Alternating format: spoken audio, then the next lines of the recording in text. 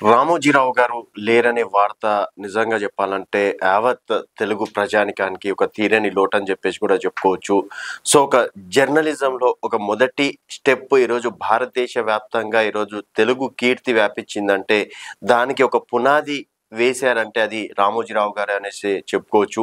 So దేశ రాజకీయాలు కూడా ఇటు తెలుగు రాజకీయాలతోటి ముడిపడి ఉన్నప్పుడు ఇక్కడ ఏదైనా వార్తా సంస్థకి అప్రోచ్ అవ్వాలంటే మొట్టమొదటిసారిగా రామోజీరావు గారిని ఎవరైనా కలిసేవారు. సో ఇప్పుడు ఉన్నటువంటి ప్రధానమంత్రి నరేంద్ర మోడీ కావచ్చు, అమిత్ షా కావచ్చు, తర్వాత గతంలో ఉన్నటువంటి ప్రధాన మంత్రులు, ముఖ్యమంత్రులు కూడా రామోజీరావు గారి దగ్గర కూడా సలహాలు, సూచనలు తీసుకునేవారు. సో ఇదే అంశం పైన నరేంద్ర మోదీ గారు కూడా ఒక అంటే గొప్ప జర్నలిస్టులను కావచ్చు, తర్వాత ఒక గొప్ప యోధుని ఈరోజు కోల్పోయామని చెప్పేసి కూడా వారు కూడా స్పందించడం అనేది జరిగింది. సో నరేంద్ర మోదీ గారు కావచ్చు, అమిత్ షా కావచ్చు, రాజ్నాథ్ సింగ్ కావచ్చు, ప్రతి ఒక్కరు కూడా ఈరోజు రామోజీరావు గారికి నివాళులు అర్పిస్తున్నారు. అదే విధంగా మొట్టమొదటిసారిగా ఒక జర్నలిస్ట్కి ప్రభుత్వ అధికారికంగా లాంఛనాలతోటి కూడా ఈరోజు ఈనాడు అధినేత చెరుకూరి రామోజీరావు గారికి అంత్యక్రియలను అధికార లాంఛనాలతో నిర్వహించాలని తెలంగాణ రాష్ట్ర ప్రభుత్వం నిర్ణయం తీసుకుంది. సో సిడబ్ల్యూసి సమావేశాల కోసం ఢిల్లీ వెళ్ళిన ముఖ్యమంత్రి రేవంత్ రెడ్డి ఇక్కడి నుంచే రాష్ట్ర ప్రభుత్వ ప్రధాన కార్యదర్శి కూడా ఆదేశాలు జారీ చేయడం అనేది జరిగింది. సో ఏర్పాట్లు పర్యవేక్షించాల్సిందిగా రంగారెడ్డి కలెక్టర్, చార్కొండ కమిషనర్, సిఎస్ ద్వారా ఆదేశాలు జారీ చేసిన ముఖ్యమంత్రి శ్రీ రేవంత్ రెడ్డి, అలాగే రామోజీ కుటుంబ సభ్యులతో ఫోన్లో మాట్లాడిన ముఖ్యమంత్రి రేవంత్ రెడ్డి అని చెప్పేసి కూడా చెప్పుకోవచ్చు. సో తెలుగు పత్రిక దిగ్గజం, ఈనాడు గ్రూప్స్ అధినేత, పద్మ విభూషణ్ గ్రహీత శ్రీ చెరుకూరి రామోజీరావు గారి మరణం పట్ల ఇటు రాష్ట్ర ప్రభుత్వం కావచ్చు, తర్వాత ఆంధ్రప్రదేశ్ రాష్ట్ర ప్రభుత్వం కూడా నివాళులు అర్పించడం అనేది కూడా జరిగింది. సో వ్యాపార రంగాలకు తీరని లోటని ముఖ్యమంత్రి అన్నారు. తెలుగు జర్నలిజానికి విశ్వసనీయతను, తెలుగు మీడియా రంగానికి కొత్త పదను నేర్పిన ఘనత శ్రీ రామోజీరావు గారికి దక్కుతుందన్నారు. రామోజీరావు గారు తెలుగు వారి కీర్తిని దేశ స్థాయిలో చాటిన వ్యక్తిగా సీఎం కొనియాడారు. రంగం ఏదైనా విలువలకు, విశ్వసనీయతకు పెద్దపీట వేసిన వ్యక్తి రామోజీరావు అన్నారు. అలాగే పత్రిక నిర్వహణ ఒక సవాల్ అనుకునే పరిస్థితిలో 5 దశాబ్దాల పాటు ఈనాడు పత్రికను నెంబర్ 1 స్థానంలో నడపడం, ఈటీవీ స్థాపనతో టీవీ మీడియా రంగానికి దిశ చూపిన దర్శనీయకుడు రామోజీరావు గారని సీఎం అన్నారు.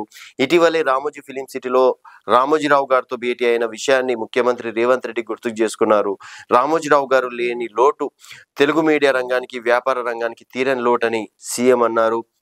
అక్షర వీరుడు రామోజీరావు గారి ఆత్మకు శాంతి చేకూరేలా భగవంతుని ప్రార్థిస్తూ ఆయన కుటుంబ సభ్యులకు కూడా ప్రగాఢ సానుభూతి తెలపడం అనేది కూడా జరిగింది. సో ఈ ప్రముఖులు కూడా దేశ విదేశాల నుంచి కూడా రామోజీరావు గారికి నివాళులు అర్పిస్తున్నారని చెప్పేసి కూడా ఈ సందర్భంగా చెప్పుకోవచ్చు.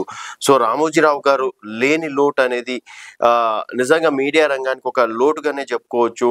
సో రామోజీరావు గారి మృతి దిగ్భ్రాంతికి గురి చేసింది తెలుగు ప్రజలకే కాదు, దేశానికి తీరని లోటు అని చెప్పేసి కూడా చెప్తున్నారు. సాధారణ వ్యక్తిగా ప్రారంభమైన ఆయన జీవితం అందరికీ ఆదర్శం. నిరంతర శ్రమ, నిత్యం కొత్తదనం కోసం తపన, చెదరని ఆత్మస్థైర్యం, నిబంధత, క్రమశిక్షణ కలిగిన గొప్ప వ్యక్తి ఆయన. తెలుగువాడి సత్తను యావత్ ప్రపంచానికి చాటి చెప్పిన రామోజీరావు గారు చిరస్మరణీయులు. పత్రిక, టీవీ, సినిమా తదితర రంగాల్లో రామోజీరావు గారు సాధించిన విజయాలు ఆయనకు మాత్రమే కాకుండా యావత్ తెలుగు జాతికి గర్వకారణం. అక్షరానికి సామాజిక బాధ్యత ఉందని నిరూపించారు. అలాగే సమాజ హితం కోసం మీడియా ద్వారా కృషి చేశారు. ఏ రంగంలో అడుగుపెట్టినా తనదైన ముద్ర వేశారు. ప్రతి వ్యాపారంలో అగ్రగామిగా నిలిచారు. ఒక చిరుద్యోగిగా తన ప్రస్థానాన్ని ప్రారంభించిన రామోజీరావు వేల మందికి ఉద్యోగాలు ఇచ్చే స్థాయికి ఎదిగారు. ఎంతో మంది కుటుంబాల్లో వెలుగు నింపారు. తెలుగు భాషను కాపాడేందుకు ఆయన చేసిన కృషి ఎంతో గొప్పదని చెప్పేసి కూడా ఈ సందర్భంగా చెప్పుకోవచ్చు. జర్నలిజం, సాహిత్య రంగాల్లో ఆయన చేసిన కృషి గొప్పది. సమాజ సేవ చేసి ఎంతో మంది గుండెల్లో నిలిచిపోయారు. కుటుంబ సభ్యులకు, సన్నిహితులకు నా ప్రగాఢ సానుభూతి. రామోజీరావు గారు ఆత్మకు చేకూరాలని చెప్పేసి కూడా వైబ్రాంట్ మీడియా నుంచి భగవంతుణ్ణి ప్రార్థిస్తున్నాం అని చెప్పేసి కూడా ఈ సందర్భంగా చెప్పుకోవచ్చు. సో ఇటు దేశ విదేశాల నుంచి కావచ్చు, మంత్రులు, ప్రధాన మంత్రులు, కేంద్ర మంత్రులు కూడా ఈరోజు రామోజీరావు గారికి నివాళులర్పిస్తున్నారు. ఒక గొప్ప వ్యక్తి, ఒక గొప్ప జర్నలిస్ట్. ఈరోజు వేలాది మంది జర్నలిస్టులు ఉన్నారు, గొప్ప గొప్ప స్థాయిలో ఉన్నారంటే కూడా దానికి అక్షర బీజం వేసింది కూడా రామోజీరావు గారే అని చెప్పేసి కూడా చెప్పుకోవచ్చు. అలాగే ప్రపంచవ్యాప్తంగా మొట్టమొదటిసారిగా భారీ film industry, Ramoji film industry, ఎవరికైనా గుర్తుకొచ్చేది అదే. సో అలాంటి గొప్ప గొప్ప సినిమాలని, పాన్ ఇండియా మూవీలను కూడా నిర్మాణం చేసింది కూడా రామోజీ ఫిలిం సిటీలో అని చెప్పేసి కూడా చెప్పుకోవచ్చు. అలాంటి గొప్ప ఒక ఫిలిం సిటీని నిర్మడం కావచ్చు.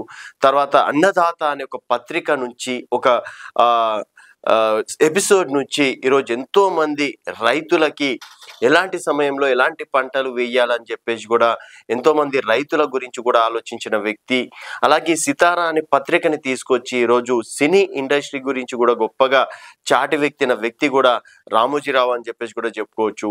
మార్గదర్శి చిట్ ఫండ్స్ ను స్థాపించి తర్వాత ఈటీవీ, ఈనాడు పత్రికలు, తద్వారా ఈరోజు రామోజీ ఫిలిం సిటీ, అలాగే ఎన్నో సేవా కార్యక్రమాలు చేపట్టిన ఘనత ఒక రామోజీరావుకే దక్కుతుందని చెప్పేసి కూడా చెప్పుకోవచ్చు. పద్మశ్రీ నుంచి పద్మ విభూషణ్ వరకు అవార్డులు అందుకున్న ఒక తెలుగు వ్యక్తి కూడా రామోజీరావు గారే.